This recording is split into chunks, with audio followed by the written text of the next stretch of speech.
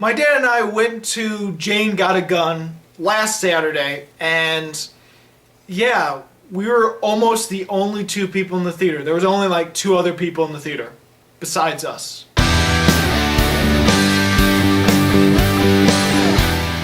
So, Jane Got a Gun is a Western starring Natalie Portman, Joel Edgerton, Ian McGregor, and Noah Emmerich. So what's this about? Well, Natalie Portman is Jane. She's married to an outlaw. They have a kid together. They're out in the middle of nowhere in the West. Well, one day her outlaw husband comes home with bullets in his back. Yeah, people are coming after him. This gang that he used to be in, run by Ewan McGregor, is gonna come and kill them. And now poor Noah Emmerich is paralyzed, can't really fight, and this gang is possibly too big for one girl to handle. So she enlists the help of Joel Edgerton, and yeah, that is Jane Got a Gun.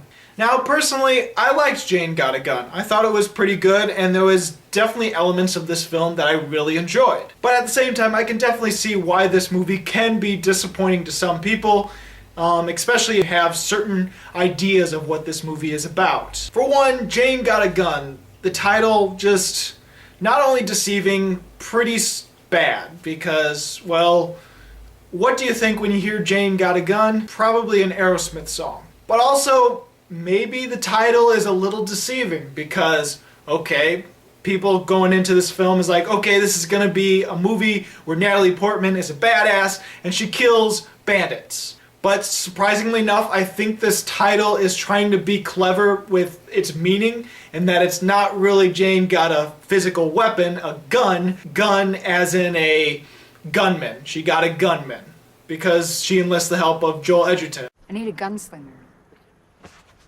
Bishop boys are coming for you. And you don't need a gunslinger, you need a goddamn regiment. If I were you, I would just go home and I would toss that big sack on a wagon. I would ride him into town yourself so we can hang him quick. The bishops will be sated and you'll still have your life.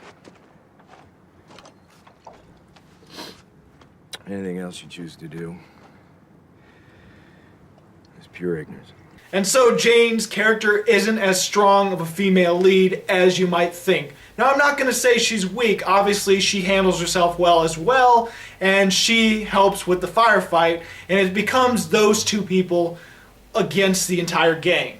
I thought all the acting was good. Natalie Portman plays a really great hero that's both strong and still a mother and very passionate. She has a very good balance of vulnerability and strength to the point where she feels more like a real person rather than this extreme badass or this damsel in distress. She balances the two quite nicely. Joel Edgerton is really great as well, and probably the best part of this movie, as well as his character, because he has the most background and it almost feels like he's a little bit more of a main character than Jane. Mainly because his story is a little bit more fleshed out than hers and Noah Emmerich's, but yeah, it's fleshed out thanks to this love triangle, which I actually admired in this film.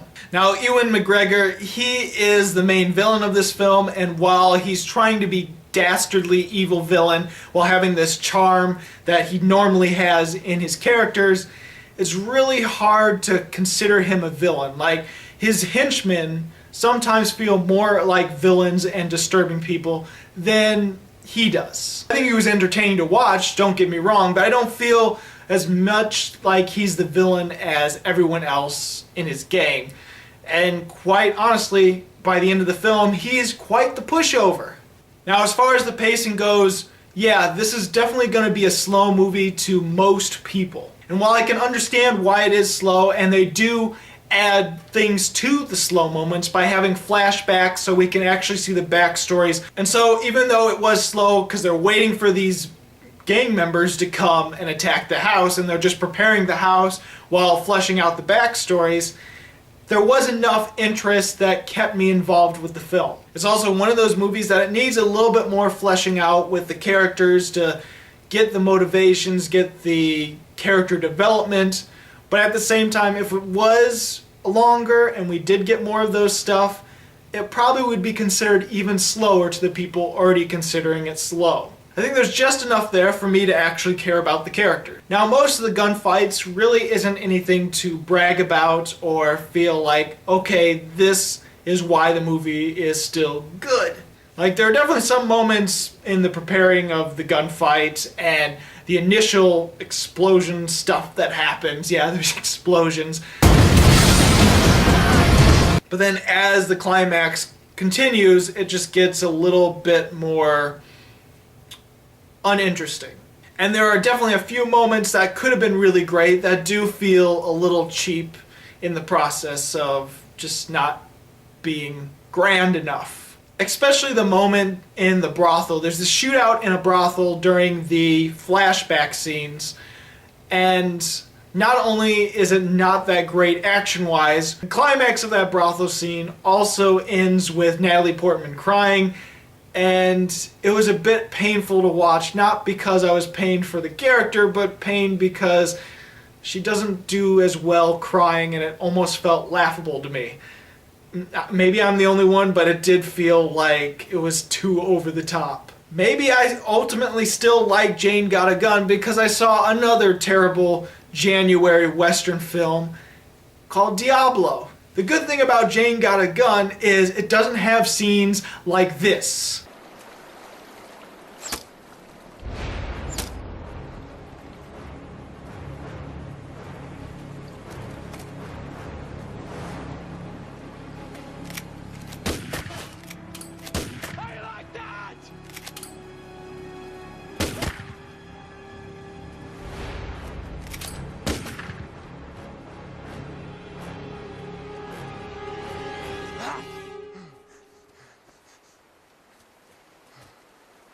What are you doing?